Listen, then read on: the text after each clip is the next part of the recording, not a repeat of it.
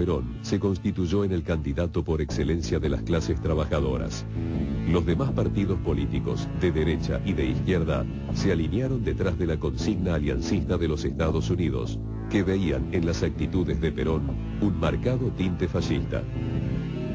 A eso se sumó la procedencia militar de Perón, miembro de un ejército que parecía no ocultar su simpatía con el alemán. El 4 de junio de 1946, Juan Domingo Perón asumió la presidencia de la Argentina.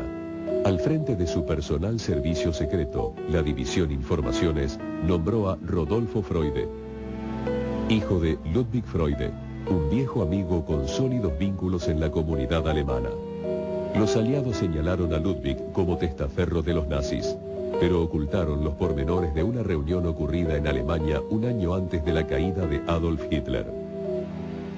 Esa es una reunión que se hace en agosto de 1944 en Estrasburgo, y en realidad ahí lo que se hace es ultimar los detalles de dos cosas que van a ser fundamentales para el nazismo en el fin de la guerra, y es el envío de remesas de dinero, por un lado, sacarlo de Alemania, y por el otro lado la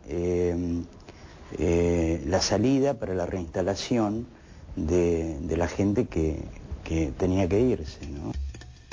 Perón, al igual que las grandes potencias, tenía especial interés por quedarse con buena parte de los desarrollos tecnológicos que se habían llevado adelante durante el nazismo. Yo creo que Perón tenía la misma actitud frente a los nazis que escapaban de Europa que tenía Estados Unidos y la Unión Soviética. Es decir, la idea era captar especialistas en temas que estaban a la altura del desarrollo industrial de los respectivos países. Técnicos en aviación, técnicos en energía nuclear. Entre los científicos, técnicos y especialistas, requeridos en secreto por el mundo entero, se iban a mezclar algunos de los peores exponentes de la barbarie criminal nazi. Con la anuencia del gobierno de Perón y una vasta red de complicidades en la cual se involucraron la Iglesia y la Cruz Roja Internacional, pronto llegarían a la Argentina Adolf Eichmann, Joseph Mengele y Erich Priebke.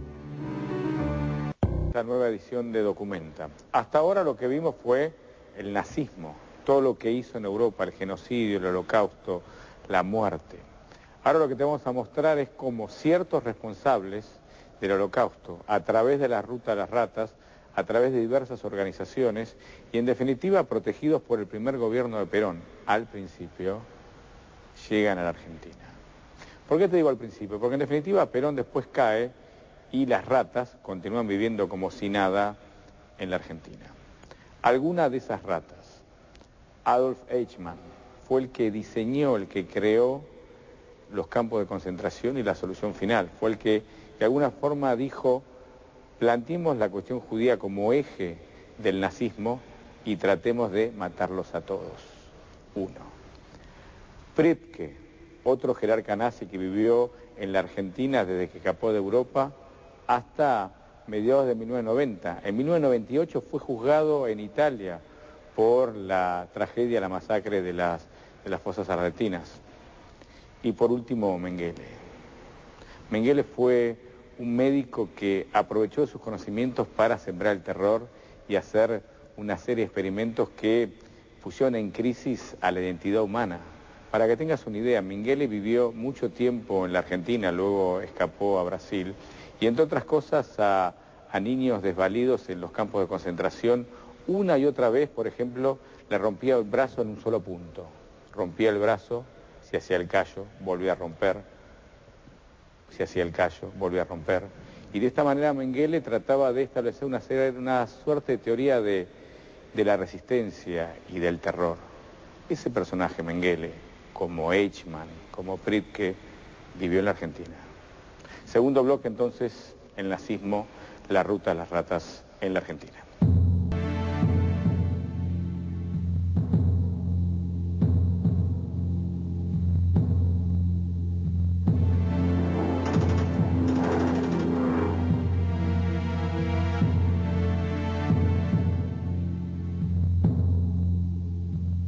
El saldo de la Segunda Guerra Mundial fue aterrador. 40 millones de muertos, más de 5 millones de judíos asesinados y 43 millones de heridos.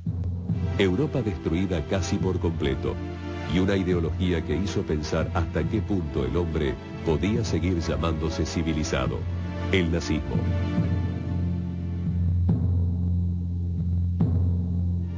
Cuando comenzó la reconstrucción, muchos países intentaron acaparar algunos de los avances científicos realizados por los alemanes.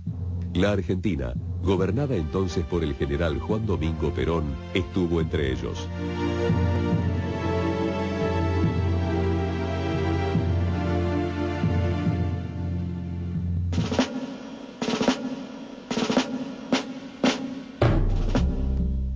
Los aliados, que habían triunfado contra Adolf Hitler, desarrollaron un doble discurso. Prohibieron la emigración de criminales nazis para que su ideología no se diseminara al resto del mundo. Pero compitieron entre sí para atraer a los científicos más capacitados en el campo tecnológico. Para eso, pusieron en práctica una red de fugas en la cual operaba el Vaticano. El papel del Vaticano es muy importante, en la medida en que es el organizador y el padrino, digamos, de las redes de fuga más efectivas. Hubo dos redes de fuga efectivas. Una con la tutela del Vaticano y otra con los servicios de inteligencia americanos. La vía de escape del Vaticano, a la que se llamó la Ruta de las Ratas, también incluyó la participación de un organismo que debía atender cuestiones absolutamente contrarias: la Cruz Roja Internacional. Es difícil saber si la Cruz Roja operó conscientemente a favor de los criminales de guerra nazis. Lo que no tenemos ninguna duda es que no se molestó en chequear a una gran cantidad de gente. O sea, yo no conozco ningún caso de alguien que se le rechazó un pasaporte por sospecha de que fuera un criminal de guerra. La Cruz Roja participa de alguna manera de esta ruta de las ratas del Vaticano, de las rutas de fuga. Digamos, posiblemente con una situación menos comprometida por el tema de la cantidad de desplazados que había en Europa en ese momento, y ellos proveían también de documentación y de ayuda. La Argentina formó parte de esa red. País seguro, en crecimiento y alejado de la guerra, se constituyó en sitio ideal para el desembarco y refugio de los vencidos. La oficina de la Comisión de Recepción y Encauzamiento de Inmigrantes es el puerto al que llega el anhelo de miles de hombres y mujeres útiles que desean venir a trabajar a la Argentina.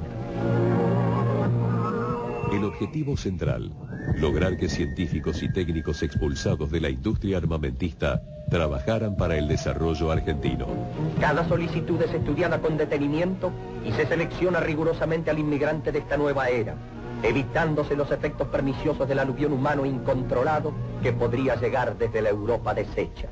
Ante todo, se tienen en cuenta las aptitudes de cada persona. Porque en un primer momento los nazis que se escapaban de Alemania ante el avance de las tropas aliadas se escaparon hacia el norte, hacia Dinamarca. Desde Dinamarca, ahí entraron en contacto con estos diplomáticos argentinos que los enviaban a Suecia, y de Suecia viajaban generalmente por avión a Suiza y después desde Suiza en avión a la Argentina. Entre los técnicos alemanes llegados a Buenos Aires, el caso paradigmático fue el de Kurt Tank.